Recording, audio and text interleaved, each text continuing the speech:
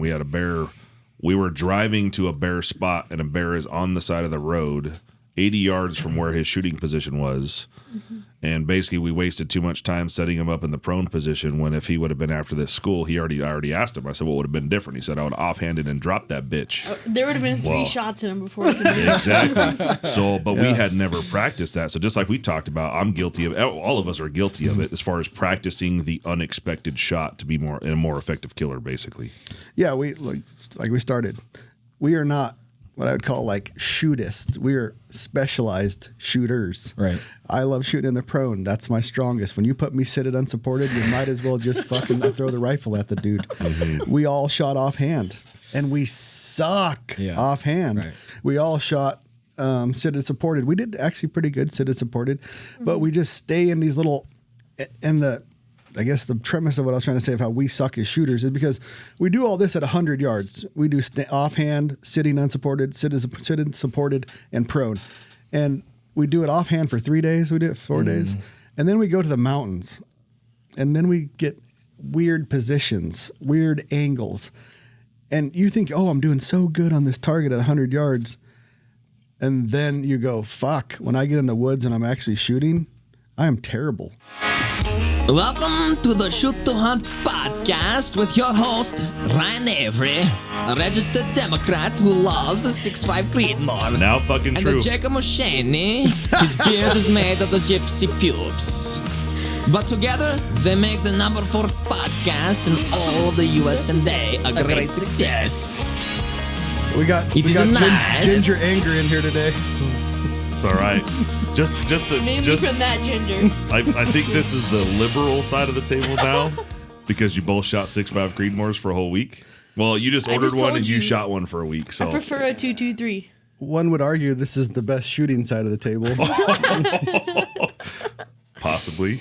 We'll never know. Oh, we're gonna know. We'll never know. We're gonna know next week on Wednesday. I'm purposely never gonna go to that shooting school just so you don't have to. We're gonna run a few best shooter. We're going to take the shooting school to you. Self-proclaimed. Self-proclaimed the best shooter. You wanted to touch on the podcast process this morning. There's 2 things I want to touch on. Okay. So first, are you less fat? Yes. Well, tell us about it. I'm a frosty 209. And what were you on last podcast? Like 216. Holy shit. Yeah. But that's nice. Like I was on the little thing the shooting thing we were talking about. I tried not to eat like breakfast most of the days. Okay. Didn't always work, but I tried. Didn't always work. But I tried to not eat 3 meals a day. I was trying to limit my calories. I did pretty good, but we did a lot of. You can thank Chris for that one. Yeah, well, fucking Chris. I really think, Ryan, that your picture of what a diet may entail is nothing like what a diet should be. In other words, like if you just attempt to miss a meal, but you eat like 4 Philly cheesesteaks for dinner. Just because you missed that morning meal doesn't put everything like in balance. Bro, have you ever heard about fasting? Like 18-6? Yes. When he diets. Is that what you were doing though? Mostly. Well, then don't say it's fucking all about fucking fasting. And that's mostly. what you did. Mostly. But damn, man, they make some good food. They all made good food. Mason told me all about these fucking cheesesteaks. I'm like, well, you're supposed to spy out like how it was made so that we can make it. And he couldn't tell me the deets. It was meat, cheese, and sauce on So I bread. told him he needs to call Chris and get the deets for next time. Chris is a hell of a cook. When we were at lunch that night, we were talking about next year's meals. Yes. We're talking about next year's meals and, having your dad there to cook too. Yeah. The best shooter is not allowed to attend the shooting school. Self-proclaimed. I'm going to train with. I'm going to be a trainer.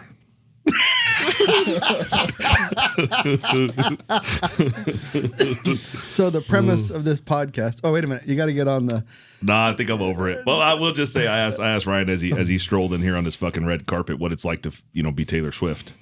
He just rolls in. Really, the question I want to know is, and this is for all the listeners, because I know there's a bunch of late motherfuckers out there too.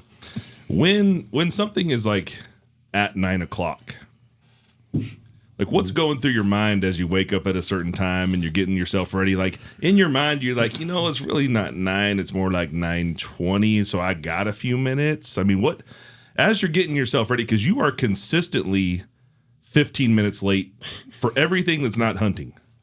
Because you're actually like, it boggles my mind how you're actually the same amount late each time because it's fixable. Consistently Right? late. Consistently the same amount late. As he calls it, 9-ish. Are you done? No. And then Ryan's like last night, I'm going to come in with notes for one of these podcasts. He rolls in with no notes, grabs his Red Bull, walks in the room. The podcast room is all ready. The Roadcaster's reset. The SD card's in. And he just rolls in on the red carpet, grabs his sugar-free Red Bull, and takes a seat. That's my rant. You done now? I'm done. Okay. First off, I'm never late. You guys are just early. Second is my time frame thing. It is a little skewed in my brain. Like I was going to do notes on the shooting part. I wasn't going to do notes on the what we shoot part if we're doing that. 'Cause that's kind of self-explanatory. Well, this is great because the notes never happen. So how did that happen? No, it's always get sidetracked with like other problems. Like last night. So it's a priority issue. Yeah. Well, I can fake the funk on this. It's not going to be a problem. Yeah. Mostly, and I'm going to have these two interject because I've shot. I don't want to jump into that. This different thing on the notes is there's. So so while you're planning shit out in your mind and you're trying to be somewhere at a certain time with things that had to be done, there are allowances in your brain that you're giving yourself. This morning I probably would have been on time because sometimes I surprise you. Do I not? You know what's cool about what I'm talking about right now is because there's a lot of people that know you. Yeah. That are listening to this. Yeah. And they all know the same thing. Yeah. Oh, time. This is going to sound really dickish right here. I don't care about your time. There you go. That's what but it really is. And that's what I was just talking to Luke about. It all comes down to priorities. But this morning, let's take I would have been right on 9, but Tanya had a dentist appointment. And in the last second, she was like, you have to take Odie to daycare. And I was like, oh, fuck. Because it was like 8:30 at that point. Doggy daycare. Yeah. Our dog goes to daycare. Imagine that. I know what you mean about the I don't care about your time thing because I think that's what comes down to it for most people that are late. Yeah. Like when I was raised, in fact, you're older than me a bit. You got 6 years on me? 46, so whatever that is. Like my dad, no matter what it was, like he would drop every fucking thing he was doing to make a time that he committed to. It didn't matter who it was or what. It was more like, it's my word, so I'm going to be there. It didn't matter who it was or what it was for, like once you give your word. So that's kind of opposite of like allowances. Oh, it makes me look like an asshole, but it is. It's the truth. And nobody's time is more important than mine. It's and true. here are all these reasons why I don't true. have to be on time. I try. I'm going to state it this way. I try my damnedest to be on time. It just doesn't work out most of the time. But when it's something hunting related, it's fucking on the money or early. I think it's bad planning. It's not bad planning. My mind just doesn't hurry. At 13 years old, you don't get an opinion on this. But it's my mind doesn't. Okay, like this podcast, like probably you guys have plenty to, in my mind. This is my thought process. Tell me if it's wrong. That we have a bunch of shit to do. That yet. Don't pop that yet. But you guys have so much shit to do. Luke's behind on everything, And it's okay for you to His be. time is just free. So Yeah. the only thing. Actually, it cost me $10 an hour now. you're $10 an hour. Fucking raised it on me. Huh? wait. Mason raised it on you. He did. I was giving him business advice because he came into this with no negotiation of any kind. I'm like, dude, you're going to walk in here and start working and you don't even know how much money you're making. You're fucking up. I said, how are you going to be a businessman here at Unknown Munitions if you can't even negotiate your fucking rate before you start? I want 3% of the recordings. But he said no. No. What? Oh, he's talking about the Unknown Reloading course. 3% of the commission. That's steep. I said that's a really good negotiation tactic, but it's a big fucking no. Your dad was. We're way off. We're like in the weeds now, but your dad was giving negotiation tactics up bear hunting. Remember? I don't. About a backpack. Oh yeah, there you go. So you just got to start with a number, right? And they don't even get that part done. It don't even matter if it's fucking low. Like on your end, you should have started high. But I do to him is when he starts too high, I say you get one more fucking try. And if you're still too high, you're getting nothing. Dude, that's a fucking dad move on this. Yes. So getting back to time, that's the premise of it. And hunting, man, then that's important. I already knew all that you were going to say. I just wanted to hear you say it. Well, I want to. We got to get our. We got to air it all out. And there is so much for you to do here. I'm like, I know Jake ain't waiting on me. Yeah. Like, remember let's go last podcast 2 weeks ago. I come and you were fucking around in the video room for another 30 minutes that later. didn't count because at 9 on the dot, I was ready. You were sitting here ready to go? I was ready. And then as you were your 15 minutes late, I got pulled into other business situations. It could have been 6 minutes, but the point is that because you were late, nothing counts after that.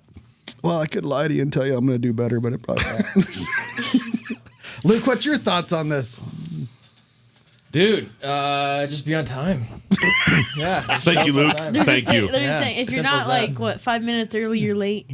Yeah. Well, that's how the other half or the other 99% live other than Ryan Avery. There's a lot of people like me. Yeah. They're not so upfront about it. Most people bullshit you with. Well, I think the younger generation, once we introduced like cell phones and instant communication and shit, the whole being on time thing kind of, like when my dad said he would be somewhere, it was because if you didn't be there when you were supposed to, you have no way of letting somebody know once you were in the car. So you had to be there. There has been times where you showed up late and I wasn't ready. And that worked out, so I'll give you that. You shouldn't have told him that. No, he's gonna. That's one more allowance. I will he's tell you, have in his and head. you can tell me if I'm right or wrong on this. If I'm going to be egregiously late, I'll tell you. It's funny because I just wonder in your brain what is egregiously late. Is there a percentage? If it's not like within 15 minutes late, I'll try to tell you. Like the other day when I said I'm fucking going to be late. I'll try to tell you. Unless I get sidetracked. 50% of the time, 100% all the time, I tell you. Unless the dog wants me to throw the ball for him. No. Then I'm not going to text you. Buzz is in here. He's a good boy. Anyways, all right, that's all over. Okay. It's all Under the vented. bridge. We're all. Well, it'll happen again next happen podcast. again. So. Well, we could have another thing about how late I was each podcast. Yeah, we'll do weight and then what time you walked in. What time did you walk in today? 9:16. Right at 15. 9:16. So we had an appointment at 9 with notes, and we show up at 9:16 with no notes. It's on the board, but it says ish. If you look up there, it says every Thursday at 9 a.m. ish. So All right. ish is what range? 15 minutes. That's So what 15 minutes before and after, or just after? we don't need to know if he's going to be early. Before, it doesn't matter. That ain't never going to happen. All All right, on topic. We got to talk about energy drinks because we all have one in here. I guess that's energy drink if you Caffeine. coffee. Just water. Oh, it's just you're such a I drank bitch. my cup of coffee in there. So you had a cup of coffee, I did. but You just wanted to look we're all cool. caffeine freaks, and Sponsored. we got Jake has. Have you not tasted this yet? Right. I haven't tasted it, This is the Kill Cliff. but I'm going to take it for the team. It's the what's the name? I'll All try right, I'm going to read I'll it. So try with zero you. sugar, Cam Hanes, Joe Rogan, Kill Cliff, Octane, CBD 25 milligram, elk blood, spicy cherry, and then it says hydrate, energize, focus. It's a 12 ouncer. And I'm really not a big energy drink guy until I drank that one. That Which is the peach sugar-free monster is fucking awesome. That's what Taylor Swift drinks. I fucking hate peach. So all right, there's the Kill They Cliff. have different flavors too, though. Like some mango one.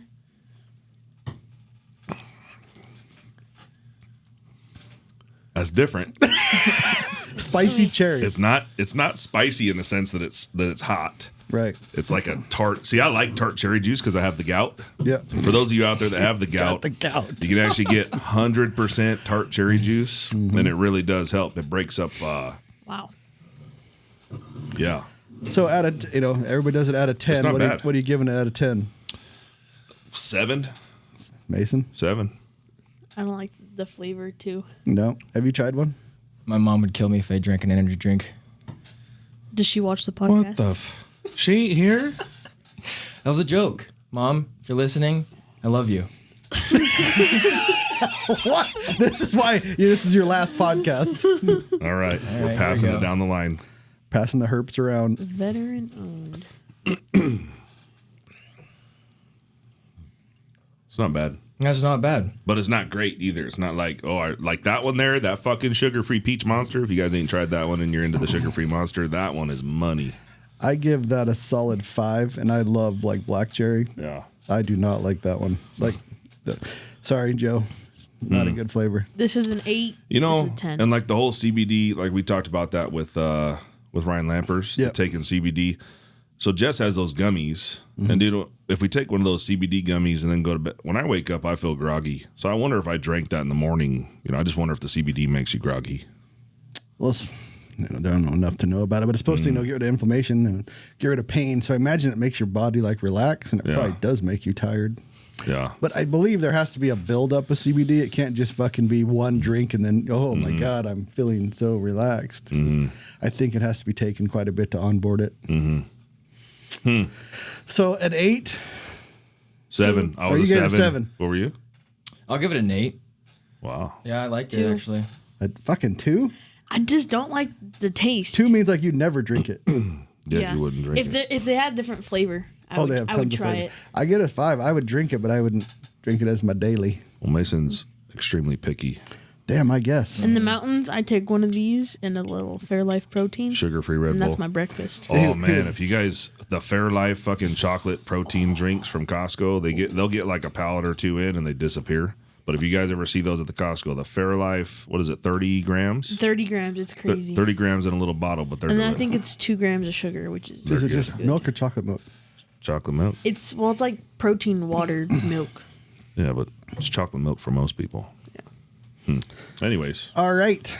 how many minutes of off-topic shit was that? 15. 15, Oh, that's not bad. 14, That's 12. not bad.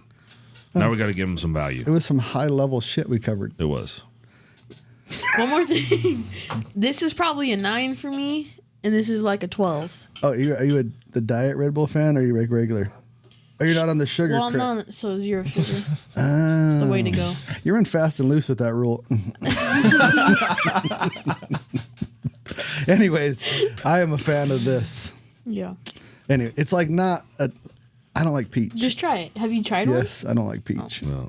Peach, I like black cherry and I like peach. There's a white. So we got a bottle, a case of white, and it just says no sugar Monster, All white. all white can. Do like and that then one. we have strawberry. So same can as that, but it's red and it's a strawberry no sugar. Those are the 3 no sugar flavors of Monster. You know, if you drink white Monster, you're gonna be a Mormon. Yeah, in reality, all these fucking energy drinks are not good for you. Fuck no, they're not. Yeah. That's why I drink them. That's why Luke's drinking water. He's like a His body's his temple. Luke is like a pure kind of hippie type of guy. My body's a temple. No, fuck. There we go. My body's a temple. We're fucking this up. Man. If you don't know, we have Mason Mushaney, and we have Luke Rogers Did you on the fucking say podcast today. muse? How many years do we got to do this before it's not a fucking cow mew? Moo Shaney. Ooh, Just keep it new. All right. Ma. Mushy. Does it fucking matter? Moo ma. It don't matter. Mooma. All right. We just got back from 6 days of shooting in Montana. And we learned, I'm going to kind of just question these people, but what I learned, and this is my 3rd time doing it, is we all suck at shooting. And and I'm putting out a limb here, if I suck at shooting, the mass majority of hunters really suck at shooting. And I'm going to leave it at that. That's why you have a sticker. Yeah. Yeah, that's why I made that sticker. We should have brought those with us. Yeah. But the premise of it is this: is we as a whole spend way too much time doing whatever we're comfortable with in the shooting sports, especially if we're bolt gun, long range hunting, side of the house. And when we're put in a position where we're not comfortable, we fall apart. I think that actually applies to a lot of, like, just for example, going to the gym, you get in a gym routine, right? And you do the same fucking 6 workouts for chest every fucking 3 days, twice a week, whatever. And by the time you get to a point where you're no longer sore, it's easy. It's like no brain involved, but your body gets used to it. So it doesn't adapt to a new challenge. So it's the same thing. I think if you're comfortable prone or you're comfortable off a knee or whatever, everybody should practice what they're not comfortable with. Yep. Even like cold and wet, all the shit that we talk about. Try it out. Yeah, we practiced, a lot of prone, but when I'm hunting, I always try to shoot prone no matter what, but it doesn't always work out.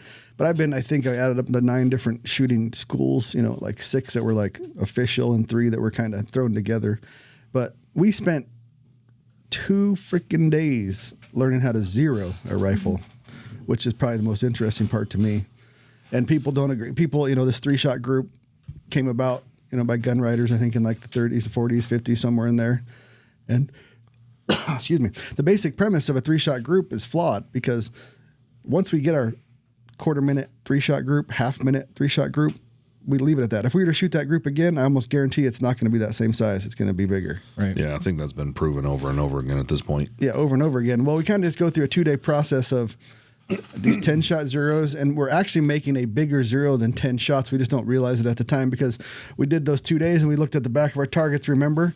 And we had these big groups in the back when you're looking at them because we're shooting and then taping them up, shooting and putting tape on them. Well, when you flip the target around at the end of that 2 days, you see what your actual group size generally is, and it's not a pretty picture. And people have this preconceived notion where they can just go out, shoot 3 shots, validate the freaking the muzzle velocity, and they can just go hunting, and they're good to 800 yards, and it's just totally hogwash. I have another viewpoint. So having not been to the class, I'm like the outlier in the group here because the other 3 went. Loser. But I would say they said leave the best shooter at home, so that's what happened. Self-proclaimed. Hey, however it's proclaimed, it is proclaimed. I would say that from a hunting perspective, we don't shoot 10 shots. Generally, we don't even shoot 3 shots. At some point, you have to judge the accuracy of the rifle to be comfortable. And to judge a load that you're developing, for example.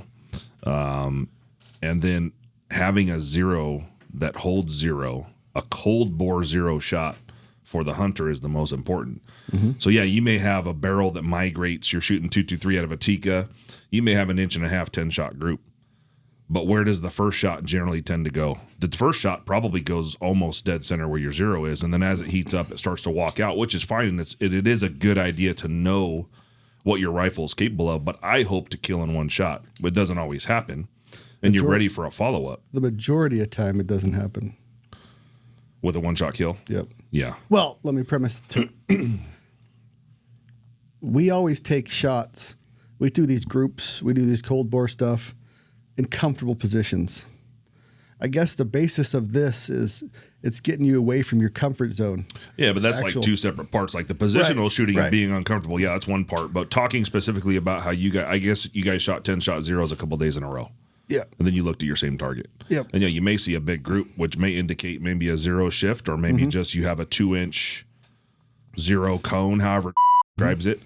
But just the other perspective would be I don't shoot 20 shots when I'm hunting an elk.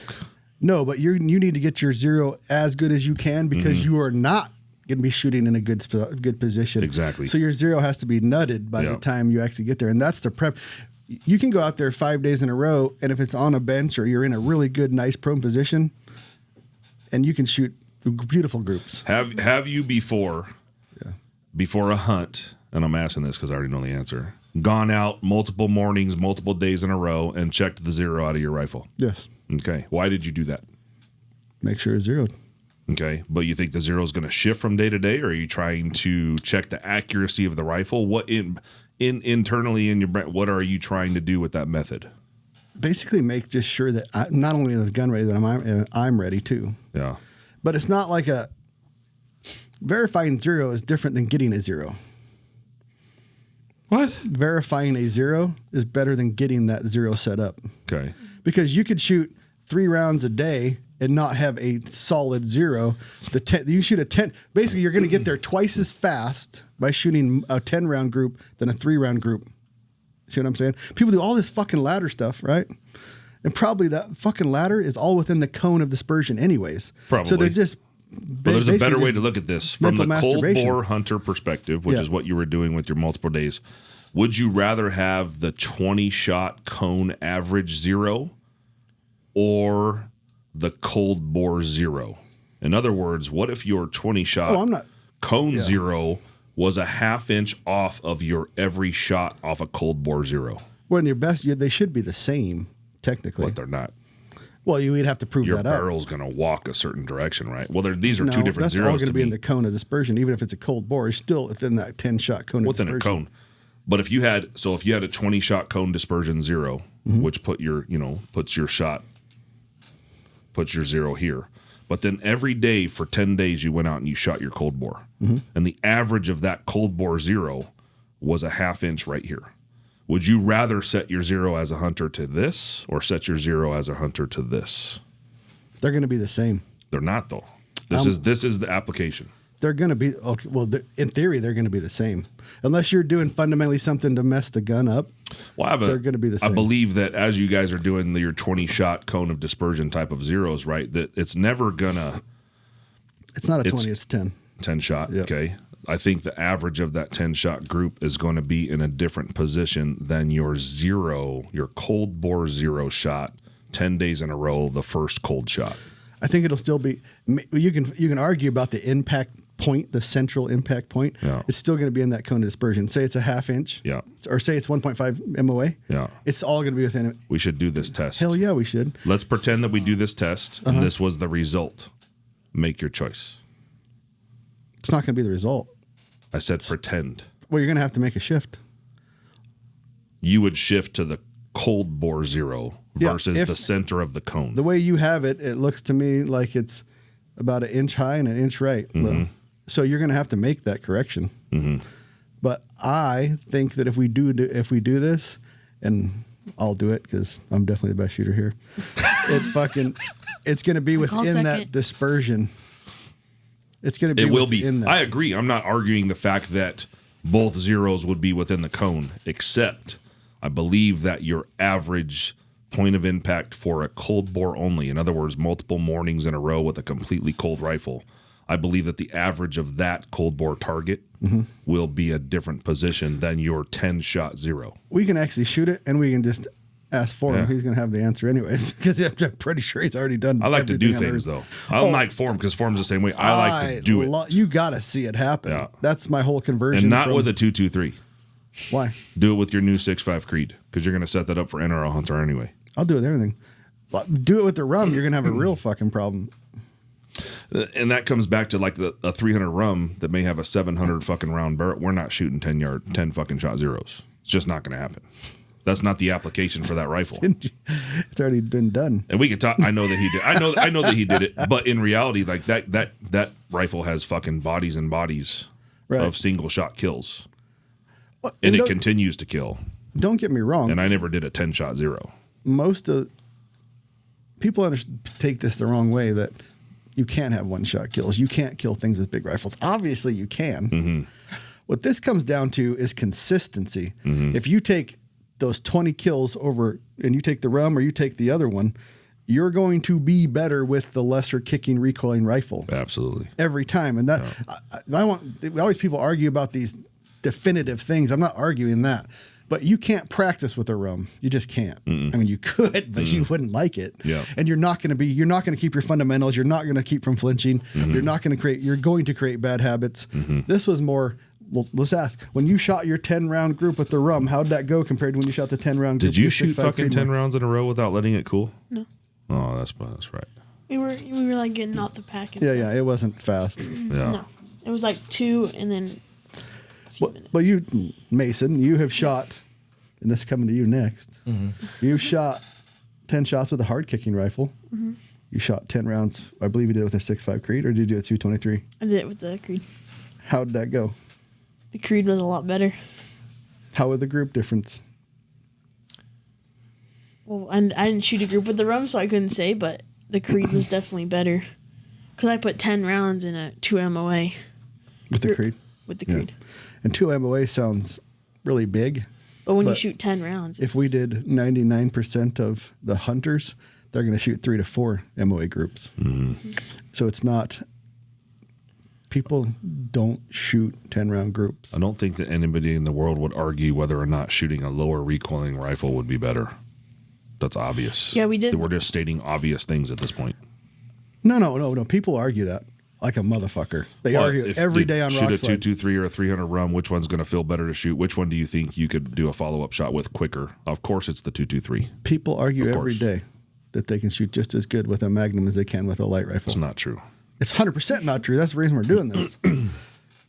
But again, so going back to this, I believe that there is a difference between a 10-shot cone dispersion zero average versus a cold bore POI morning after morning at ambient temp. There's going to be a difference. It will be within the cone of dispersion, yes, but it will be a different point of impact. Whether it be a quarter inch or a half inch, it's going to be different.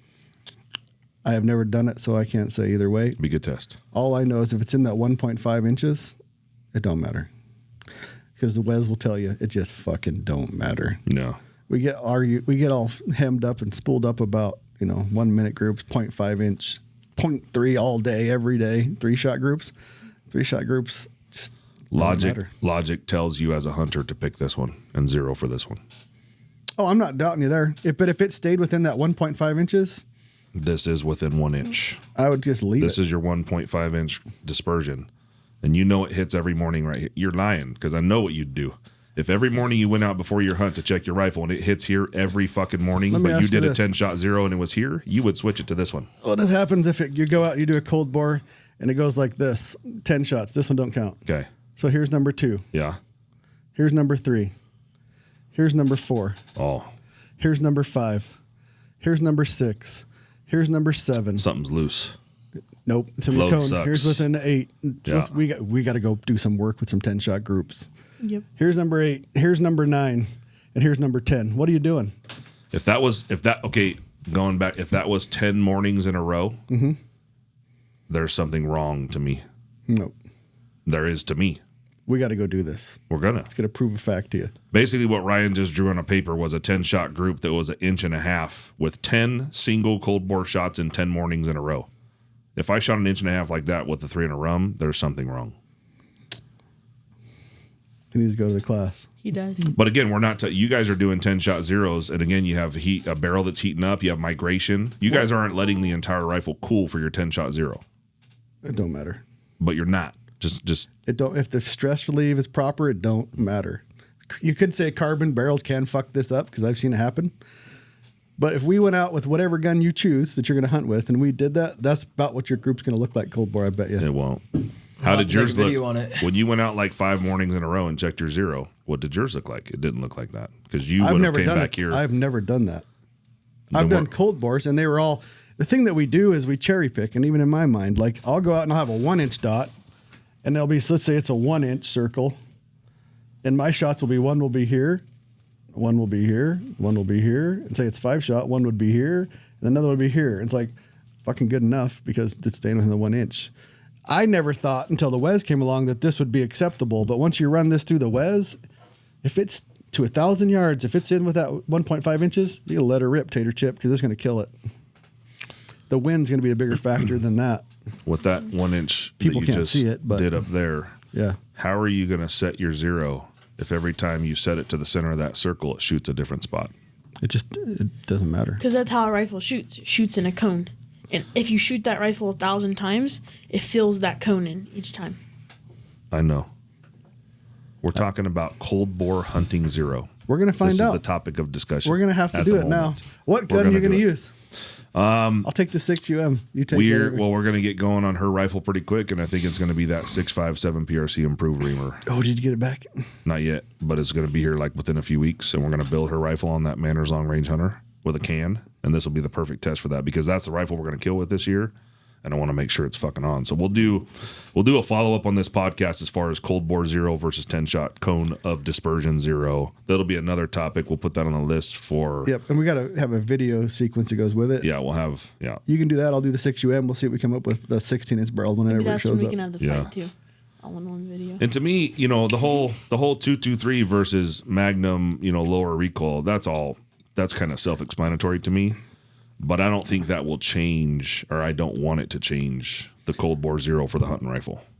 But you're a smart cat. I guess a lot of people aren't. They truly believe they can shoot a 7 Ren mag as good as they can shoot a 6.5 Creedmoor or a 6 Creedmoor or a 223. Well, there's a lot to be said because of recoil and follow-up shots, right? When it comes to a hunter, and we call them form when we're in here, yeah? Yeah. Form is designed to kill human-sized mammals, right? Like that's the goal. And that goal is to load freaking ammo, put bullets in them until they're done. It's not about meat collection or anything else. It's about kill the fucking thing in front of you. And a lot of times I think with the bigger, people are getting a bigger Magnum because they believe it'll be a one-shot kill because it's a bigger bullet going faster. And we both maybe think the same way or I thought agree. the same way. If it's a delivery system, right? So, but when you got if you said I'm going to kill a moose this year with a 223, 95% of people would say you're fucking nuts. I would say 99 would say 99%. Now, if you said to me, I can put 10 223 bullets in the same fucking spot inside of 10 seconds. And I know how a moose behaves, and it's a suppressed 223. He's going to stand there and fucking soak him up until you put so many holes in him that he falls over. Mm-hmm. It can be done. I know it can be done because he tells a story about that. Mm-hmm. Right? Was it Chris that did it? Oh, no. It was his wife. Chris's ex-wife, Kimberly. Yeah. So we know a moose can die with a 223, and that would be the topic, a big thread topic right on Rockside. But what they don't tell you is how many fucking bullets it took and how many they sent in a certain amount of time. Like if you can send, Mason said he did in the class, he sent 10 223s in 10 seconds. Mm-hmm. So I'm talking pooch. Well, most hunters are not, because of they're not going to choose the lower recoiling round because they know they can put 10 rounds on the elk in 10 seconds. That's not what the brain process is, choosing a hunting cartridge. If you shoot, and we'll take CNS out, central nervous system shots out of it, you're probably going to end up, you can shoot faster with a smaller rifle. Oh, yeah. You're not going to be able to. And stay on target because the big magnum's going to jump. Yeah, so that's the reasoning. It's not because the animal necessarily falls down faster. Mm-hmm. It's because you can stay on target and keep shooting. But, I mean, that's, to me, that's not argument. I think your argument with, if you go back to form, you know, shooting people or shooting animals, he would tell you to him it's the same. You shoot them till they're dead, right? Yes. Which I do agree with. And a lot of times you can't. I've shot a lot of big 338s and a lot of 300 Ultras. You physically cannot spot your own hit, so there's no way you could get back on them. And by the time you get back on, the animals either went to a place where you couldn't shoot it or hopefully fell down. So in reality, the goal is to develop a weapon system that you can shoot comfortably and be light enough to carry in the mountains while still staying on target at a certain distance in the scope when you pull the trigger. Yes. There is a balance there. It doesn't have to be 223 is the far end of the spectrum. So 223 to 33 XC. Maybe it's 6.5 SOM improved. Maybe it's a 7 PRC, but there is a balance point in there for caliber versus can I stay in the scope with a follow-up shot. There is. It's called a 6UM. The 223 for me is not I'm not going to hunt with 223 for one reason. At 400 yards, it generally doesn't have enough poop after that. So I will never hunt with a 223. But you start looking at 6 creeds, 6.5 creeds. To me, I was always, when you met me, I'm always a bigger is better. Mm-hmm. And now I'm starting to think it's not necessarily better if you can't spot your own hit, if you can't do a follow-up shot, because inevitably you're going to make a bad shot. Would you rather get 3 6.5, let's say 6.5 PRCs into it, or 1 Magnum marginal shot? It would be the first. Yeah. So that's and the difference with and I've seen this with my own eyes, match bullets in littler guns are super effective. Mm-hmm. Basically, if you put a mono bullet or an AB or any of the bonded bullets in a bigger, you're basically making a less impressive wound channel than a 6.5 PRC with a 147 does. Yeah. But I liked that Mason brought up, showed you guys pictures of a bear, and it was shot with a 223, and then it was shot with a 300 rum 215 hybrid, and he showed you pictures of entrance wounds and exit wounds, and basically what this is what Mason was telling me. Go ahead, actually, you explain it. It was like 4 different caliber bullets, all on bears, and said that he couldn't tell the difference between each bullet hole. They all looked the same, entrance and exit. Yeah. Besides that 33XC, man, that thing just ripped apart that bear. We shot a bear with a 33XC, ripped the whole chest cavity off. So there is a fucking difference. There is, but it still didn't. This is what I was talking about, and I don't remember if it still ran. It did. Well, that one basically fell back 5-10 yards. Okay. It was usually, he like jumped and fell. Is that the gut shot? Yeah. But there is, dude, I'm not going to argue that point at all. I've seen a lot of 300s kill stuff, and it's impressive. If you're dedicatedly going to open up on animals over 800 yards, I would start with a 338. I think the moral of the story here is that you can probably get the job done with a smaller caliber than you thought. Smaller caliber, smaller cartridge. Oh, so 100%. Just generally be more open-minded about, because we were the same way, be more open-minded about maybe I don't need that 33XC to kill that deer. Yeah. Yeah, and regardless of the gun, what I learned from the shooting course was the amount of preparation that goes into, like, before a hunt, all the training you have to do, all the rounds you got to shoot before. I mean, I was just getting 3 shot groups and then checking to see where that is. Okay, 3 inches down, 3 inches right. And then just shoot 3 more, and then I'm like, it's good enough. and then go out hunting. This, it was like there's weeks of preparation that go into it, sitting, standing, you know, offhand, all of that stuff. And yeah, it opened my mind. And it's very apparent when I'm going to put Mason on the spot there. We were hunting bears and we had a bear. We were driving to a bear spot and a bear is on the side of the road, 80 yards from where his shooting position was. And basically we wasted too much time setting him up in the prone position when if he would have been after this school, I already asked him. I said, what would have been different? He said, I would have offhanded and dropped that bitch. There would have been three shots in him before he could make it. Exactly. So, but we had never practiced that. So just like we talked about, I'm guilty of, all of us are guilty of it as far as practicing the unexpected shot to be a more effective killer, basically. Yeah, we we started. We are not what I would call like shootists. We are specialized shooters. Right. I love shooting in the prone. That's my strongest. When you put me seated unsupported, you might as well just fucking throw the rifle at the dude. We all shot offhand, and we suck offhand. Right. We all shot seated supported. We did actually pretty good seated supported, but we just stay in these little I guess the premise of what I was trying to say of how we suck as shooters is because we do all this at 100 yards. We do offhand, sitting unsupported, sitting supported, and prone. And we do it offhand for 3 days. We do it 4 days. And then we go to the mountains. And then we get weird positions, weird angles. And you think, oh, I'm doing so good on this target at 100 yards. And then you go, fuck, when I get in the woods and I'm actually shooting, I am terrible. But Never. I shoot all the time. I don't do that. So we were missing 400 yard angled shots. We were all missing. Everybody there was missing these easy shots. And and I shoot a lot. Chances are pretty people listening to this don't shoot as much. So it's just saying that we think we are something and we actually go to prove it and we are not. You know, what do they plug your ears, Mason? Men think they're good at fucking, driving cars, and shooting. And we pretty much suck at all three. Nice. Yep. Yeah, not me. He's good at one of those things. Wow. Well, I hope you only know one. Yeah. He's Anyways, spicy. it's more about, you going into it, Luke, you've never really shot. Right. Like that's probably the most you've ever shot. It just kills my shoulder. Yeah. But I mean, what did you, being something that had no expectation? You were shooting 2.23s and 6.5 creeds. No, prior to this course. Okay. Yeah, prior to this course. But everything we did was replicating like an actual real life scenario. So the first day was simply, one of the first ones we did was we walked down on a ridge side and said, oh, there's an elk down there. But we left our gun and pack at the car. And so we had to crawl back, get that heart rate back up, crawl back. And then from there, the time started, and we had probably, 40 seconds, 30 seconds. I mean, I didn't even really get a quality shot off. I was trying to go prone, and there was, grass in front of me. And, you don't think about those things until you're actually there and doing it. And you're like, okay, now I got to get above the grass, or did what Ryan did, which was go at the very end there and just, brush the grass down real quick and shoot. But at the end of the day, you're just trying to kill something. And it's like, how do you kill something as effectively and as fast as possible? It was the whole thesis. Yeah. The beginning, he put us in shots that actually happened to people.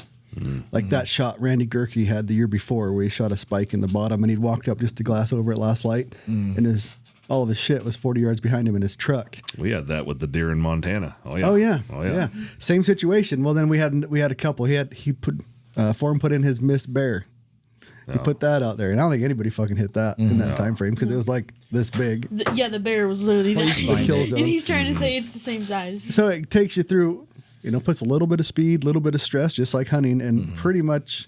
I missed one out of the three, and pretty much everybody. Mason hit the far one with the rum. I hit the far one with the UM, but I was 2 for 3, and I think everybody else was 1 for 3 or 0 for 3. And it just tells you that we don't practice real life scenarios enough. I know we've had some issues in the past, and I think that sometimes we're guilty of trying to set everything up perfectly, like having the bipod instead of just throwing it on a backpack or not using your Beano pack as the rear rest. We bring shooting bags where we go, and you want to bring all the right gear, but sometimes we don't have the time to set up the perfect shot or take the perfect shot, and that's what you need to be practiced with. Yeah, you figure out real fast that you can shoot really well, really far off your backpack. Yeah. Right. And I did not. And trekking poles, like he was telling me all about the trekking poles and how they were tied together and whatnot. And it's awesome. I'm glad he's an expert now. That way he can continue killing everything.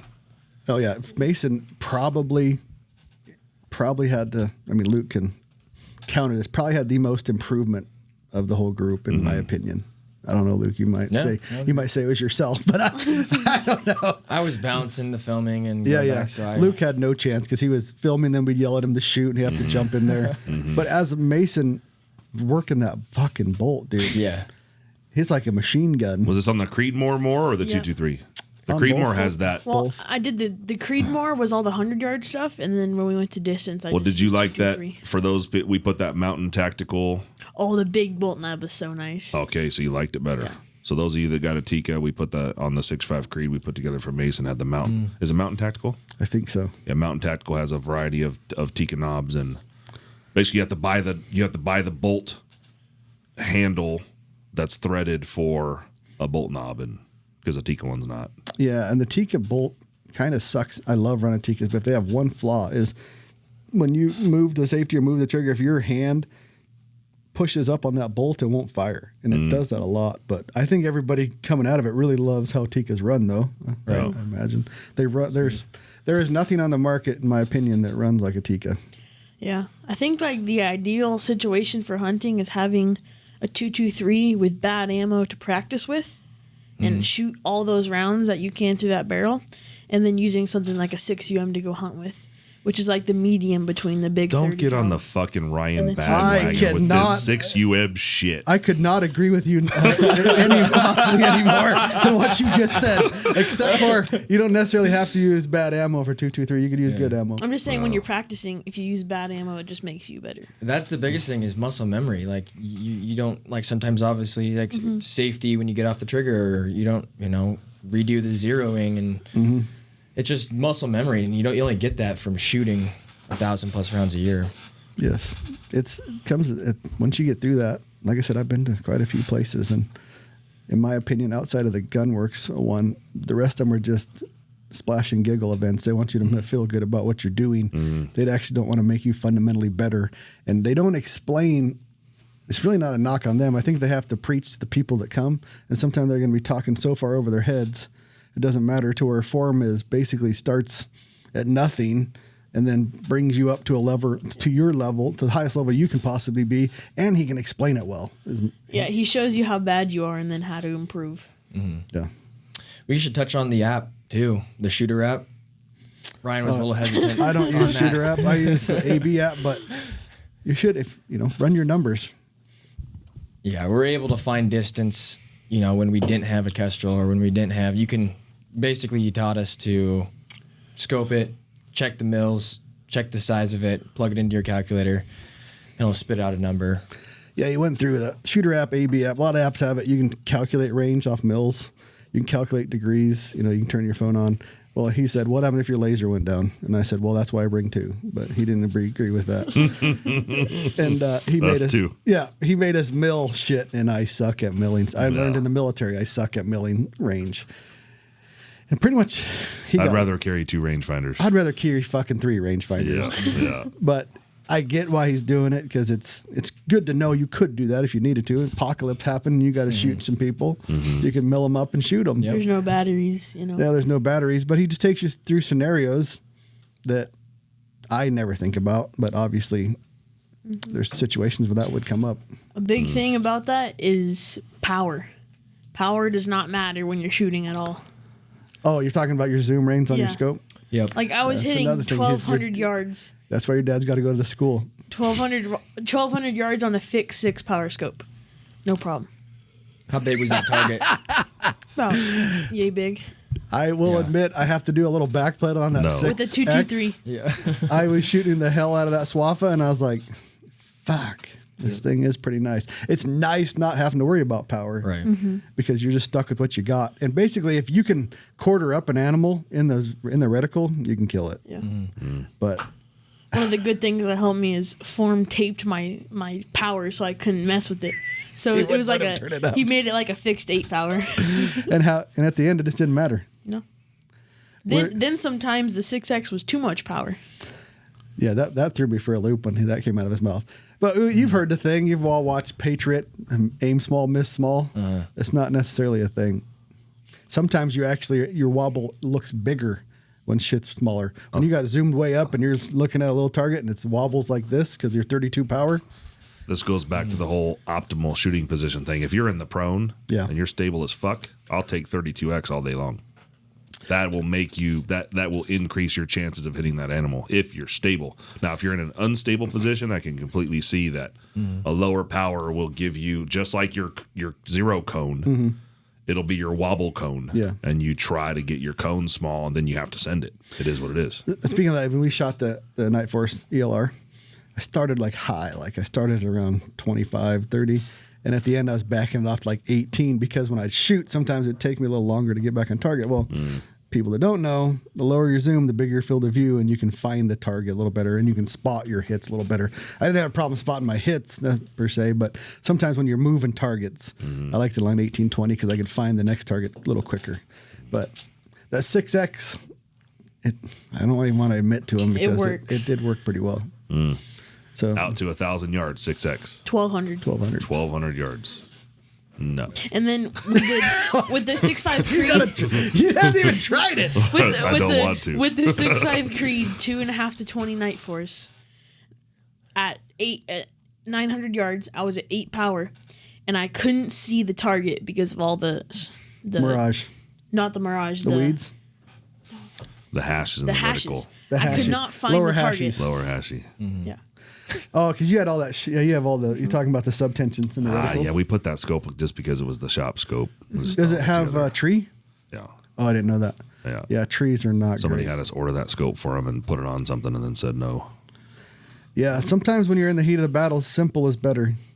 Yeah, so let's say there's a deer, it spots you. It's about to go up and over that hill, and you got 10 seconds to shoot it, and your muscle memory is like, I got to screw with the power, and I got to screw with the parallax, and I got to screw with all this. And that's the one thing you got to consider, too, is whether or not you can get a shot off within the 10 seconds. And a lot of, I think me and Mason both were trying to screw with the power, and we're just like trying to do it on the first day, and it was screwing with our time. It's similar with the bipod. The bipod's just extra steps. You have to fold it out, get the right height. With the pack, you just throw it off and you have a low spot, high spot. And there is a difference between ambush hunting, which we do a lot, and spot and stock hunting, to where you don't, Right. You're on the animal's terms, spot and stock. They're on your terms, hopefully, with an ambush. Another thing we suck at, and we didn't really know we sucked at, was spotting. Yeah. When we spotted for the other people, we were not great at spotting. I was. We're not great. You did pretty good. We're just not good at making corrections as a whole, as that group as a whole. And I've never done that in another shooting class. And that, they always say in the military, and I wasn't a sniper in the military, but they say the spotter is the better of the two because he has to make those calls. And some of us really sucked. Some of us sucked a little less, but as a whole, we weren't good. Yeah. And by the end, we were getting a lot better, calling out ranges, calling out wind calls. After like 5 days, my partner Randy with the G, he would hit Randy with the guy. He would hit high and left, and then I would give him a correction on his mills and windage, and then he would hit dead center. So Yeah, Did you had a reticle in your spotting scope? Yeah. Oh yeah, his did. Yeah, but the key to that is not. I actually asked that question because truly, I've only been shooting mills hard for 2 years. It came from MOA, and that's the great thing about having a reticle is you can tell the actual person how big it is. The guy shooting can tell the spotter how big that target is with mills. And So you have a reference in your head. Yeah. Anyways, we're gonna offer this class up, pay to play next year. Yeah, we were talking to, we figure we'll put maybe a promo video together with all the footage you guys took, and then we're trying to come up with a product here pretty quick. I think people probably need time to plan and whatnot, but... Yep, we're going to offer one in person, and we're going to offer a subscription online. And I think One slot? No, the online will be... I hope everybody signs up and forgets about it, but the in-person, we don't know exact price, but it's going to be 5 days. It'll be probably in Montana. You can rent guns. I think we talked about Unknown, getting some put guns some ready to tickets rent. together. Yep, you can rent it. I think there's going to be a limited slot of 10, and I think it'll sell out quick. Like I said, this is number 9 shooting school, and there's nothing that I've ever been to like this. If you want to be an all-around shooter, if you're a guy that just goes on private land or you have a spot on public land where you just go and you sit and you're ambush hunting and you know you're going to be in the prone, probably not for you. But if you want to be well-rounded, you're a guy that does ambush, spot and stock, you know, you have to jump out of your truck, driving down the road and run off into the ditch and shoot it and go prone. If you want to be a better shootist, this will definitely make you better. We're not talking about group shooters. Talking about thing hitters. Yeah. That's a shirt. Oh, and your dad's. We're having another class with the group of people that we all know, and your dad's gonna be one of them. I can't wait. Don't shake your head. You're going. He's gonna have some new rings coming out. Some new what? What did you say? I said you're gonna have some new rings coming out, so you stay back. Oh, Yeah. I'll have some new product. I will give it to Jake. He stayed. He was supposed to go. He stayed back because he had to make shit work right. Yeah, and we're already fucking halfway through shipping all the hinge rings, and Tika rings are early next week. But next year, if that happens, I'm fucking staying back, and you're going. Yeah. Okay. It wouldn't be any better when you got back, but fuck yeah, I would be here. But no, it's. We think we are good at shooting, and we are not. Yeah. That's the premise of this. I don't know if anybody learned anything from this, but practice in multiple positions. If you go on Rockside, we have the drill we did. It's the, I don't know what he calls it, but it's a circle drill. We'll link it in the show notes. Hunting rifle Is it drill. the craft? No, it's not the craft drill. The craft drill is part of it, but who he has that, the circles are not part of it. Okay. It's just something he came up with. And we'll link it to Rockside. You can download the targets and you can learn all the rules are on that thread. It's called the Cool. hunting rifle drill. Yeah, it's called the hunting rifle drill. It's offhand Damn, shooting. young kids remember everything. Offhand shooting on a big circle, seated, supported at a smaller circle, seated, unsupported, even smaller, and then prone, even like tiny, at 100 yards. You had that flip. The bigger circle is unsupported, seated, Oh yeah. and the smaller circle is supported, sitting. Basically, you get more got it. stable the smaller the Yep. circle Yep. gets. Yeah. And it tells you exactly where you are. Yep. There's no lying. I don't need to know. I'm already the best shooter. Can you guys imagine for a moment getting your dad and Blaine there? Your dad, that your, would be awesome. That would be epic. your dad would be okay because your dad takes information well. Like your dad processes stuff, and your dad would figure out. And he's not super fucking prideful. This is the way. Blaine would be a fucking Blaine would be nightmare. like Kelly.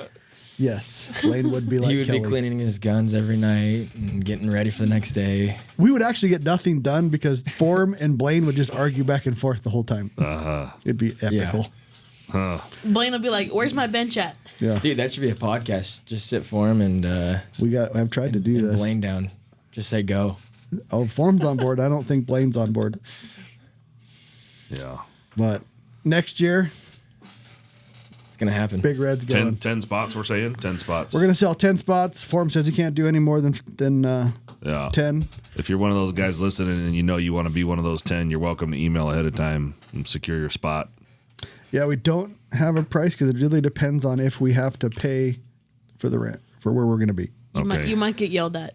So be ready. It's not like a yell at. It's just you're fucking up. I told him You're fucking up. it's not yelling, it's stern truth. Yes. Is all. Nobody's gonna fuck around and pussyfoot you. They're gonna give you it straight and they're gonna No. tell you what you're fucking up and fix it. And Somebody shot the wrong target. So what did you have to do? I had to go pick up plates. nice. Well, I did feel bad for him because Randy with a Y was doing it all the day before. The first time I did it, Yeah. I did it once, and then I had to go pick up you plates. want to know what that means? That means What? he likes you. I don't think so. And it was like it was to a point where it was getting out of control, and had he him. was just bad luck, bad timing. Yeah. The movers. first one I did. Yeah, Of me course. and my uncle was shooting me and Luke's target so much we had to fucking move ours. How many rounds do you guys think that these attendees would shoot in 5 days? 400. So you'd be probably shooting 400 rounds. There's gonna be food and tents and all that Be kind of food, shit. tents. Yeah. You just have to get there with your thing. You can bring your own weapon system. I highly suggest you don't bring a huge Magnum because think about 400 rounds. Yeah, like a 6 Creed, 6.5 Creed, 223, suppressed. Tika. Yep. You could do it with a Tika. 6.5 PRC probably. Yeah, With a and you guys higher even limit. you tell them the rest of the story. So you guys swapped rifle. Everybody shot everybody else's rifles. Yeah, because what happens if yours jams and you got your buddy sitting there? I use, what happened? Like I kind of cheated once because I kind of knew the rules ahead of time where we had this high grass thing and I stacked backpacks because you're gonna have chances are you'll have a buddy to stack packs. He made a shoot left-handed, which I was far better. Most everybody was far better left-handed than we thought we'd be. Yeah. But what happens if you just cannot physically shoot right-handed? And we shot to 500 yards left-handed, and we did pretty good. Yeah, Angled too. Form talked angled. about how you can't just be good with one rifle. You have to be good. You have to be able to pick up this rifle that you hate and shoot it really well. like his 2x4 stock rifle. Yeah, old Chiseled that shit old- out. I call it the old abortion. That's what fucking ugly as sin. Yeah, he had that rifle there. Yeah. But basically, so it'd be 5. I think it's gonna be 5 days, possibly 6. I think 5. So you have a day travel on each side, so 7 days. It's gonna be in Montana. You're gonna need 400 rounds. Basically, everything would bed. Basically, you're sleeping out in the woods, so it'd be wall tent or teepee or something like that. And gun you could shoot and get in there and be able to have an open mind because Yeah. you're not probably going to be. You're going to be in a spot you've probably never been in before. You're going to be doing things you've never done before. I think there'll be a lot of hands on deck for this too, because I'm sure we'll all go to that one, right? And so there'll be a lot of hands on deck to assist. And Yeah, and he even admitted that he needed just watching people shoot. I don't remember if it was you or my uncle. Anyways, they're booger flicking there. So, you need to watch people shoot. Well, Chris was helping out. Like Chris was helping out. adjusting people. My uncle, who hasn't shot a lot, he didn't have the rifle all the way in his shoulder sometimes. So his groups were, pie plate size, and we're like, what's going on? So then I shot the rifle, and I shot, I don't know, like 5 in inside of an inch. Oh. So you knew it was fundamentally something he was doing to the rifle. It ended up he was not it'll be pulling into good his shoulder. timing too, right? We're going to talk like early spring, June, probably. June, June. right before hunting season. It'll be good. So if you got some big sheep hunt planned or something in September, October, then it'll be good timing. Yeah, come with an open mind and a gun you can rack really fast. The guy that said the sheep was 3.5 feet wide. Anything else we missed, Luke? No, not much. Yeah, the video will come out here within a week or so, and that'll be exciting. What did your dad say? My dad loved it. Super practical, something he can take home and practice. He's got some land on the other side of his property, and so it's going to be perfect. We're just going to go out and bang some rocks, practice, and just build that muscle memory up. And it was great. Yeah, this is something you can take with you, or if you get online and watch the subscription we're going to have, you can take this and you can do this at 100 yards for the most part. Yeah, you do need to get in the woods and you needed to shoot in the weird spots, but you can get a lot better fundamentally with a 100-yard range. That's all you need. Yep. So that's all I had. Cool. Mason? You're gonna learn a lot. A lot of stuff that you thought you were good at, and Are you going to instruct next year? no, maybe might help. You got one more year, then you have to start showing people how to do it. Yeah, 2 years, and then you're a helper. All right, we'll put that link in the show notes. Don't forget from Rockslide on how to do the drill. If you have any questions or you want to be a part of this class, get a hold of us at podcast@shoottohunt.com. And I figured this out the other day because this guy kept saying it's shoot. It's with a 2, not the letters 2, the number 2. Always the number 2, Yeah, so no it's- matter what we do. Yep. SHOOT, the number 2, and then HUNT.com. So podcast@shoottohunt.com, or you can DM us on Instagram @shoottohunt. Basically the right way, not the gay way. Yeah, this guy kept kicking it back. It was one of the guys we had a swag bag. It was Basil. Oh, nice. His name's Basil 40. so he has a whole new nickname because his friend listened to it and his wife listened to it. Okay. So they started calling him Basil. Nice. Nice. Anyways, they said it kept kicking it back, and I'm like, that's weird. You're doing this. He's like, no, I'm writing the number 2. So. Yeah. Anyways, thanks for listening. Thank you. Great success.